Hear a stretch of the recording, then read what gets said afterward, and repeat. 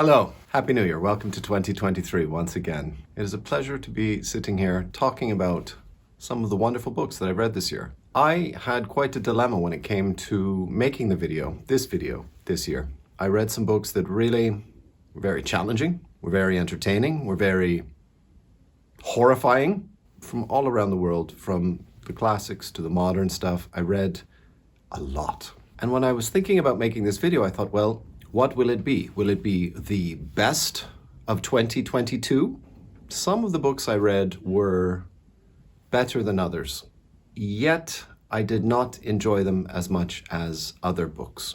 So this list today is the books that I enjoyed the most from 2022. These books are the ones that gave me the most pleasure as a reader. Here we go. A Bird in the House by Margaret Lawrence. Short and sweet, as they say. A Bird in the House is the fourth installment in the Manahuaca series, which was written by Margaret Lawrence. They're not 1 through 5. You can read them in any order you like. It just seems that the best way to do it is to read them in order of the year that they were published. So this is the fourth one. It's very difficult to say whether this is a collection of short stories or a novel. I suppose, very technically, which is not something I prefer to be, this is a collection of short stories. However, the whole book, every short story is about the same characters in the same family. A young girl in Manitoba, in a small town in Manitoba, named Vanessa McLeod, I believe. Why did I enjoy this so much? To be very honest, and to be quite simple, I like books that are written very clearly, without a lot of fantastic pretentious writing, without a lot of the flourishes. You know, writers like Martin Amis and Salman Rushdie and Louis de Bernay, they like to throw in a lot of very beautiful, fantastic sentences. And when I was younger, I enjoyed those, but now that I'm older, I like very plain, get-to-it writing. Not to say that it needs to be obvious and blatant. It pleases me when I don't even realize that I'm reading. I turn the page and I think to myself, wow, I seem to be turning the pages of this book very quickly, because the writing it doesn't present any barrier to me. Like, it doesn't kind of throw me back and I have to think, oh, I have to figure out your complicated metaphors. I know it's entertaining and it's fun and it's playful, but you like that when you're younger, I feel. And now that I'm older, I like things to be a little bit more, give it to me raw, all right? Don't dress it up. It's a story of a young girl, as she ages and she is looking at her parents' life. Her father is the local doctor who is not rich. They are living during the Depression. And even though he is the local doctor, all of his patients are poor. And sometimes they're paying with chickens, sometimes they're paying with nothing at all. So they are only doing marginally better than everyone else around them. Although the grandfather is rich, but the grandfather is an absolute tyrant. He is also what makes this book so much of a pleasure. The grandfather in this book is hateful, begrudging, mean, spiteful. He's got an evil tongue, likes to insult people, all under this prerogative, he speaks his mind, which is another way of saying he's a dick. Very simple, but very beautiful. Somehow Margaret Lawrence really captures the essence of childhood. No, there's no fun and games in this book. It is a child growing up, realizing who her family is and realizing who she is. Wonderful, wonderful, wonderful. Black Boy by Richard Wright. I believe it is classified as a memoir. Richard Wright is writing about his childhood, growing up in Mississippi, growing up in Memphis, Tennessee, and eventually moving to Chicago to get away from the South, to get away from that Southern racism, only to get to Chicago and discover that they've got racism in the North as well. Again, it is just plainly written. It starts off on the very first page. Young Richard sets the curtains of his home on fire, which nearly burns the entire house down. He runs away because he knows that his parents are going to whip him. And perhaps as a reader, we're hoping, maybe they'll be so happy that he's alive, they won't whip him. But then they drag him out from under the house where he's hiding, the burning house. And they whip the Christ out of him. It actually kind of triggers this sickness where he has to lay in bed for several days and he gets a fever and he's really sick. Richard is very precocious. He grows up. He is very intelligent. Unfortunately, there's no money. He's actually starving quite a lot of the time because the father has abandoned the family. He abandons the family by the end of chapter 1 to go and take up with another woman, leaving his mother and Richard and his brother at the tender mercies of, again, Depression America. The story of a young boy growing up, learning to live life the hard way, and it really teaches him. The question he continues to ask throughout the entire novel, which is, I think, what I enjoyed the most about it, because it's something that a lot of people would like to ask. Why do white people hate black people? Because he can't understand it. He has to live with it. He has to bear it quite painfully, mentally and physically, but he cannot understand it. Why do they hate me for my skin color? The question is posed with such simplicity. I don't think anyone is going to be able to sit there and be able to give any kind of rational explanation. Yes, what is the reason for all this hatred after hundreds of years of living together? The way that white people hate black people in this book is really quite violent. The black people realize that they could be killed. What's the word when a gang of people kills someone? Indiscriminately murdered by a gang of people who will never see justice. No one will ever go to court. No one will ever go to prison for killing a black person. Like that is the kind of violence that these people have to live with, like the reality of. And that is why they, well, imagine if you had to live like that. You were constantly wary. In this book, like the white people are setting traps for him. They're baiting him, like wanting him to make a mistake so that they can abuse him or kill him. It's horrifying. And so this was a wonderful book for me to read because I don't understand it. I don't understand it. Do we not have racism in Canada? Well, we do.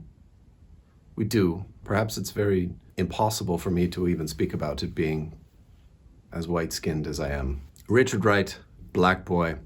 If you want to get a perspective, if you're white like me and you want to get a perspective on racism in America, this is the book to start with. Like there are a lot of books about this subject, of course, but this is the one really to get it started because there's a lot of trouble in this book. It's not just racism. It's also the schools where he is sent are very strictly religious, which is not something that he can cope with. It is reality. This is not fiction. This is a memoir. This is what the author experienced growing up. Fantastic. Book number 3, The Drinker by Hans Fallada. I made a fun video of this 1 year ago. Most of my troubles have come from alcohol. Too much of it. I have had quite a difficult life because of my fondness for alcohol.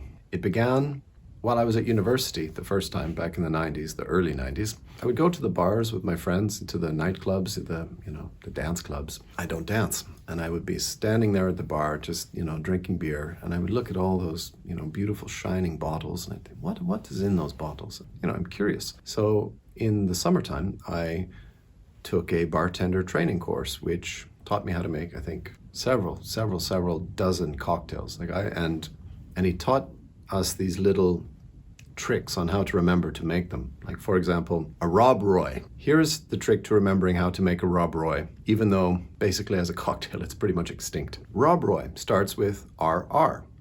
RR, what is the next letter in the alphabet? S, S, S. Rob Roy, RR, SS, Scotch whiskey, and sweet vermouth. It is served in a martini glass. It is prepared like a martini. 1 ounce of Scotch, ½ an ounce of sweet vermouth, stir, garnish with a cherry, strain into your beautiful martini glass, and serve. And that is how you will always remember how to make a Rob Roy. So anyway, then I worked as a bartender for many, many years. Alcohol has played a very large, significant part in my life, not particularly happily. Which is why this book is wonderful to read, because it is about the descent into alcoholism. Now, it's not very realistic because this man is basically a teetotaler. He doesn't like the taste of alcohol, doesn't like beer, doesn't like wine, doesn't like spirits. And just one day, he gets some bad news about his business and he stops into a little roadside pub and he has some spirits. He is overcome with that enveloping warmth when someone drinks some strong spirits, and all of a sudden it's like they're encased in this little glowing effluvium of bliss and sublime goodwill. And he drinks and he drinks and he drinks and he drinks. And the early bits are slightly comical in the way that, if you are familiar with the escapades of the bottle, the way the drunk people sometimes find themselves in peculiar humorous to themselves most often, exploits. And it's all goes to hell very, very quickly. It goes to hell, and the end of the book is really quite sad. And you think to yourself, well, that does seem to come with someone who can't escape from the bottle. It gets a hold of you. It's not an easy thing to give up. Beauty and Sadness by Yasunari Kawabata. It's a good thing they don't show the entire picture, because the part that's cut off is really rather dirty. Rather a short, not to say simple novel. It is not simple. The story itself is rather complicated. There is a man who is going to Kyoto well, he tells his wife and his family that he's going to Kyoto to listen to the New Year's Eve bells. You know, this is a Japanese tradition. On New Year's Eve, they are ringing the bells of all the temples. And in Kyoto, being a very traditional, historical city, which is very connected to the Japanese culture, Tokyo is a very modern business center, but Kyoto is the place where people go for the kimono and the geisha. He's going to go back there on that pretext, but actually he's going back to visit a girlfriend from 20 years ago. He is now a well-known, famous novelist, and she has become a famous and well-respected painter.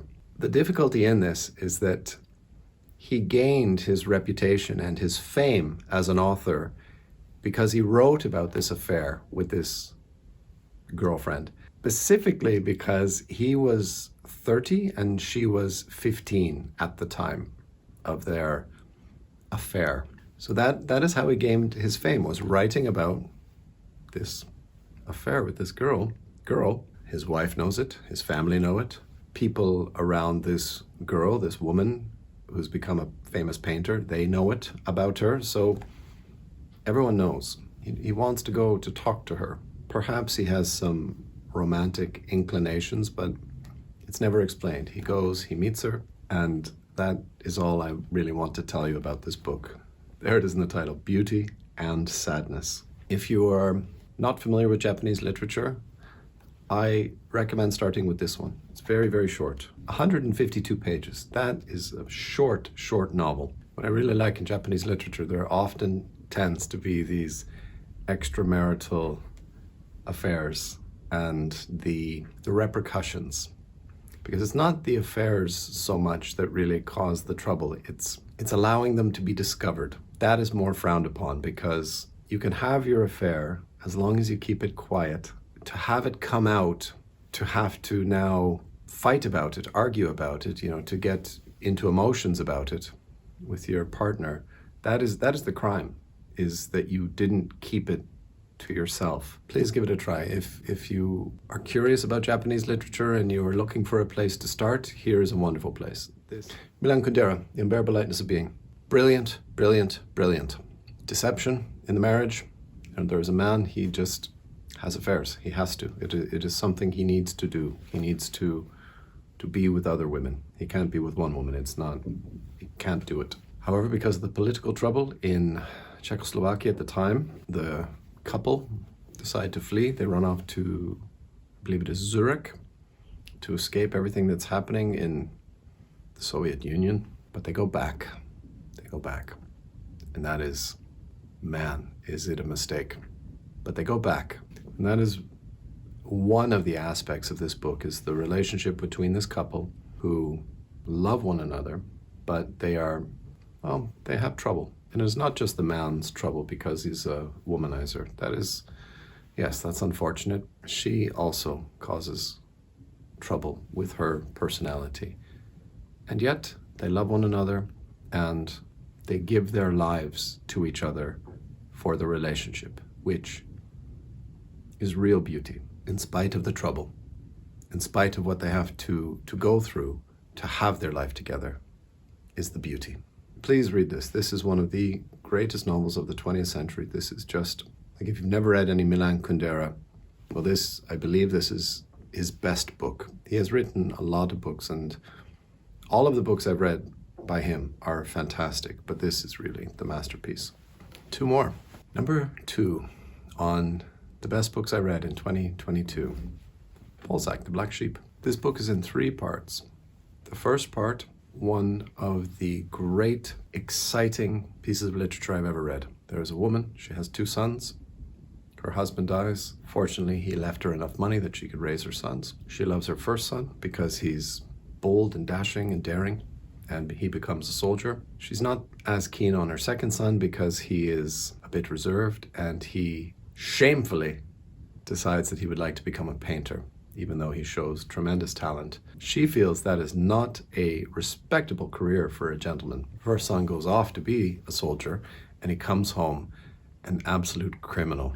Starts stealing from his family to pay for his gambling debts, his tobacco, his cocktails, and he nearly robs them of everything. And it is amazing. That first book, part 1, which is called The Two Brothers. The second, part 2, is about where the mother came from and her brother, and how her brother received all of her father's inheritance. And now that her first son has robbed them blind, she wants to go back to her brother to ask for a larger portion of her father's inheritance, which she feels she is owed. Unfortunately, her brother is a bit simple-minded, or even stupid, and he is completely controlled by his maid, I guess you would call her, and she knows that she will get all of this man's money one day when he dies, and she controls him, she manipulates him. That is the dilemma in part 2, how the sister can try to convince her brother to get some of the inheritance, that he's living extremely, he's the richest man in that village, but he's being controlled by the maid.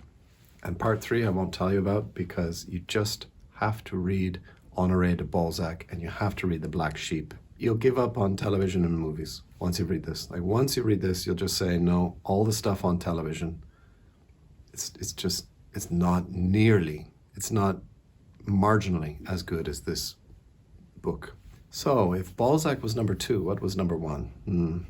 Oh, before we get to number 1, just a few honorable mentions. The Savage Detectives by Roberto Bolaño. It's a very intellectual book. It's a very well-written book. It's a very artistic book, but it's not a whole lot of fun to read. It is a great book, but I didn't have a lot of fun reading it. Anna Karenina, ridiculous number of characters, wonderful, wonderful first half. Second half let me down quite a bit. I think sometimes we have to pay the authors back by reading their big books. I always imagine that a writer, when they write something that took up so much of their life to deliver it to us, the least we can do is read it and try to appreciate what they've done. Single Man by Christopher Isherwood. I love this book. It's just that the ending is like a massive kick in the stomach. And I don't think it's really well done. I think it's really Christopher Isherwood getting lazy, saying, all right, how are we gonna end this? Oh, I know, we'll end it like that. And didn't please me very much. However, the rest of it was good. And it's really short. Another 152-page book. The book that I enjoyed reading the most in 2022 is Of Human Bondage by Somerset Maugham. And I don't think that's a surprise for anyone, because I'm just gushing about it all the time, and I'm tired of gushing about it. You just have to read Of Human Bondage. It is one of the greatest books of all time, and it's beautiful. The story of a very sensitive and shy young man coming to terms with his life, trying to make something of himself he's an artist in his soul, but he's thwarted because his first attempt is to be a painter, and he's not very good, he's not talented. Goes back to London, starts to study medicine, which actually Somerset Maugham did. Somerset Maugham qualified as a doctor, but he had these artistic inclinations. Slightly autobiographical. In Of Human Bondage, the main character has a club foot, whereas Somerset Maugham had a stutter, which caused him the same amount of shyness and withdrawn nature that the character in the book feels. Yeah, so those were the greatest books that I read. No, those were not the greatest. Those were the books I enjoyed the most from 2022. And I just want to finish the video today by saying that I started reading a book and I'm going to abandon it because it's shit. The Autobiography of Alice B. Toklas by Gertrude Stein. It's shit. So even though it's called the Autobiography of Alice B. Toklas, it is, like right here on the back of the book, the Autobiography of Alice B. Toklas is in fact Gertrude Stein's own autobiography. It contains a great deal of her artistic philosophy. Gertrude Stein is writing about herself from the point of view of Alice. But Alice is just, devoted to Gertrude Stein, and Gertrude Stein could do no wrong. Knowing that as you read it, this woman is so full of herself. It is appalling. Like it is so self-congratulatory. And so one of the things that really started to get on my nerves, how far did I get? I got to page 59 and I'm giving it up. The adjective pertaining to nationality, say if you are Hungarian or if you are Canadian or if you are an American, normally that the first letter will be capitalized, right? American with a capital A, Canadian with a capital C. She doesn't capitalize the nationalities. I don't know why. Every time I see it, it looks very funny to see someone is French written with a, with the lowercase f. But Gertrude Stein is always written Gertrude Stein. It's on almost every single page, her two names. It's never just Gertrude or Miss Stein or maybe even Trudy. It's always Gertrude Stein. And she's writing about herself. It is, honey, I know this picture by Pablo Picasso is quite good, but you're only famous because famous people used to hang out at your house. You had a good eye for painting. And she is so full of herself, and it's really very bitchy. Like she's always cutting someone down somehow about, her husband left her, she insists on continuing to wear that jewelry of that period. Like it's very catty. Yeah, I've got no time for this. Like if someone out there wants to leave a comment and say, yeah, you should keep going.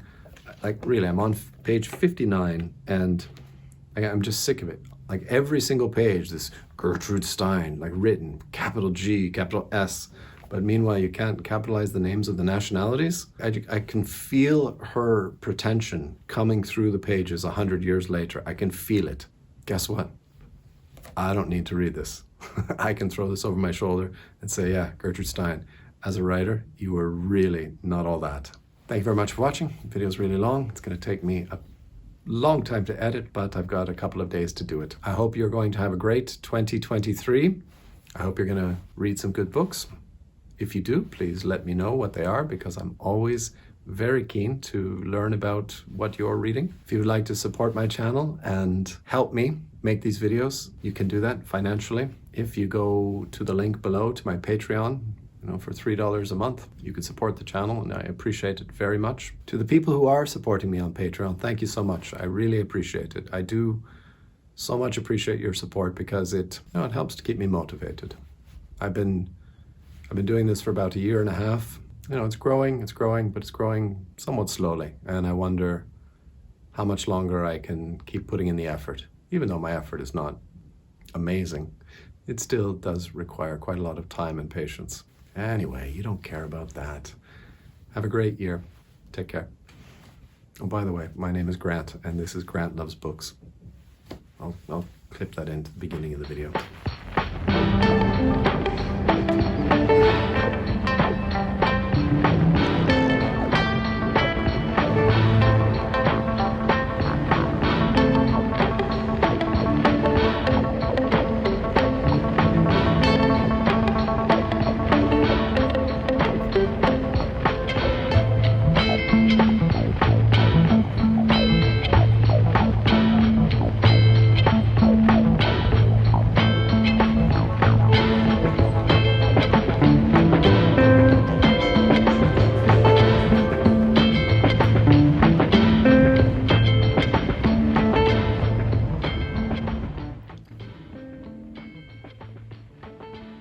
Oh, can you hear the neighbors listening to the television in the next apartment?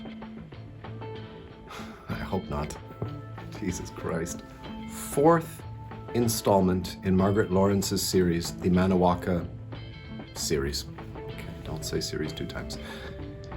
Now, unfortunately, I don't have a copy with me here, so I'll just hold up my hands like this and I'll put up the, and I even got a job based on that information alone, that it was a bit of a challenge. The owner of the bar challenged me. He said, well, if you know how to make this cocktail, I'll give you the job.